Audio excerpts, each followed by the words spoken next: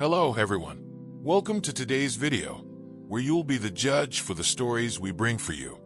Am I the bad person for being shocked and hurt after my girlfriend broke up with me because I ate a donut and failed 75 hard?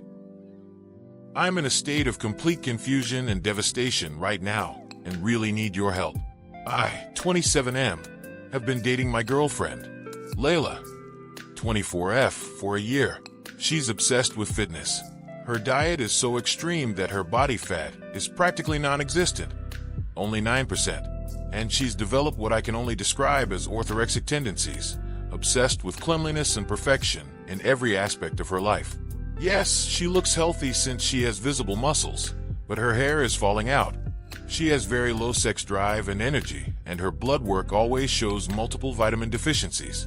I've pointed out that what she's doing is unhealthy and extreme, but she got super mad, yelled that I'm encouraging gluttony and hedonism. She's usually a really calm person, but food seems to make her unreasonably angry. I'm a casual gym goer as well, and I try to just eat healthy and work out, with rest days unlike her. I weigh a healthy weight, have a decent amount of strength, and I'm fine with that. She seems to get really upset with me when I miss a day at the gym though. Recently, she saw this trend of people doing 75 hard on TikTok and told me that we should do it together. It seemed like a fun challenge, so I agreed, but I wasn't too keen on necessarily finishing it. I just wanted to try the lifestyle out. Last week, after a particularly stressful day at work, I decided to indulge in a donut. It was a small treat, and I knew it wasn't in line with Layla's program, but it felt like a minor concession given how much stress I'd been under. But suddenly, she walked into the room and saw me eating the donut. She was beyond furious, saying that my lack of discipline was an outright betrayal of her commitment. She accused me of being disrespectful and selfish, claiming that my failure was utterly pathetic, calling me weak and pitiful. Layla's anger was explosive and aggressive. She yelled at me, saying things like, "You're so weak, you're bringing me down," or "I'm disgusted with you. How could you do this to me, or to yourself?" The argument escalated quickly. She accused me of not being worthy of her dedication to fitness and said I was clearly not committed to a healthy lifestyle. She told me that if I couldn't follow her standards, she couldn't be with me. The breakup was dramatic and chaotic, with her slamming doors and storming off while shouting about how I disgusted her with my lack of willpower. I've never been this ashamed of eating something. I'm feeling crushed. I didn't think that eating a single donut would lead to such a dramatic end, and her extreme reaction and aggressive behavior have left me questioning if I was really in the wrong. Am I just lazy, hedonistic, and undeserving like she said? Update. Her only friend just called me from a hospital. Me and her haven't spoken since she left, and turns out she stopped eating and started excessive daily runs. The friend told me that she ran 40 miles and had a heart attack. He called because he thought that she seemed really stressed over the breakup, and I think I'm gonna visit her now. Should I?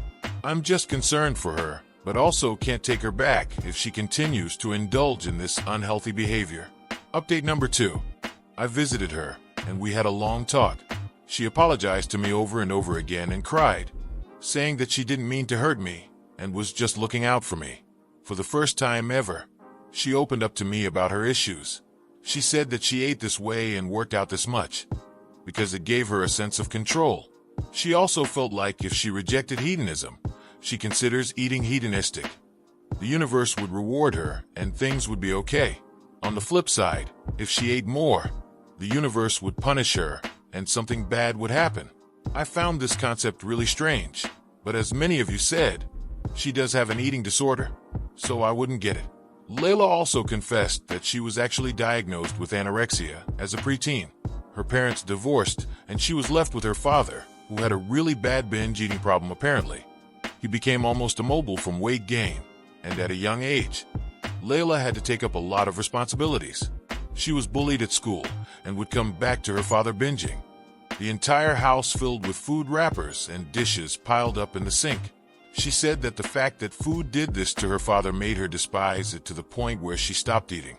She even tried putting her dad on diets, but he would get hangry at first and binge after. She said that she felt hopeless. When her dad died, it became even worse. She told me more about her only friend too. Apparently, they met on an anorexia forum somewhere around this time. After she got hospitalized, she was forced to gain weight, but mentally she never recovered. So, her and her friend decided to get into fitness and cope this way. They both thought that they could just eat enough to live and go on with life. But it got out of control, as you see. Layla's not doing good, obviously. But neither is her friend. He is severely underweight again and struggling. So now, she told me that she decided to try recovery again, except consult a professional this time. Her friend is planning on recovery too. So maybe that'll help her a bit. We decided to get back together now, and I'll try to help her through this. Let's hear it from some of the members in the audience. Someone said, take it from someone who struggled for years with an eating disorder. This is a classic eating disorder, right down to the obsessive cleanliness and compulsive issues. I'm sure she makes a food log of everything she eats. I can't tell you how many random irrational fights I had with my partner at the height of my anorexia, mostly about food or exercise. Don't worry about having kids with her. She's unlikely to have had a period in years. I finally started working on it seriously when the cartilage in my joints started breaking down enough. It was causing nerve damage. I didn't look terribly sick, but my body was breaking down. Most people thought I looked decently good, actually, but I was literally painfully thin. And the obsession around control of food and exercise was all-consuming. So you are definitely NTA. But she does need help. This will kill her eventually. That said, you are unlikely to be able to convince her that she needs help, and she will fight anyone who tries. It took me really realizing that it was going to kill me before I tried to make steps to change.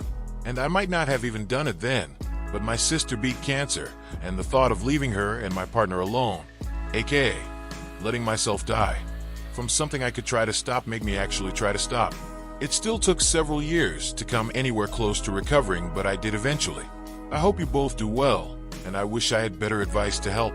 Another member stated, sounds like she's very deep into an eating disorder. Many people with this kind of EDs believe that eating, pretty much anything at all, even healthy stuff, is gluttonous, and they feel unworthy and undeserving of it. The gym thing is also another major sign. Any person who cares about their health over physique would know that rest days and enough vitamins are essential. I feel bad for the girl because it seems like she's deep in denial. But you probably dodged a bullet with this. I'd say to either leave it and move on with your life, or try to bring up her healthy behavior and potentially deal with her, and try to help her seek help and therapy. My best friend almost died from an ED once, so it can be extremely hard to deal with. I'm sorry this happened, but either way, you're NTA, because you did nothing wrong. Someone else has said, ugh, look, this is an eating disorder. She is quite literally sick and needs help. However, you can't help someone that doesn't want help. And her sickness means she will do a lot to resist seeing her problem, as you have already experienced. It is the one problem with eating disorders. Anorexic people have been tied down to their beds and force-fed liquid food. But it won't solve anything. That is their life until they go to therapy willingly, or until you let them to their own devices and kill themselves in the end. It is really horrible to know someone you love is suffering and can be helped, but won't let anyone help them. It is really sad that people die from these kind of illnesses. But in the end, there is nothing to do. So you have two choices. Stick around and hope you can make her recognize her problem, or leave. And most people eventually leave, because in the end everything revolves about their illness, and it will weigh down on your mental well-being. Finally, yet another member said, let me put it to you this way. She has an extreme eating disorder. Extreme. It is not fair to you or herself that she's putting herself through this. I have bulimia myself, and it's pure hell. But her bullshit romanticizing of dangerous health and skinniness over being a healthy human being is despicable. You absolutely dodged a bullet. She's already forcing her disorder onto you, and that's awful.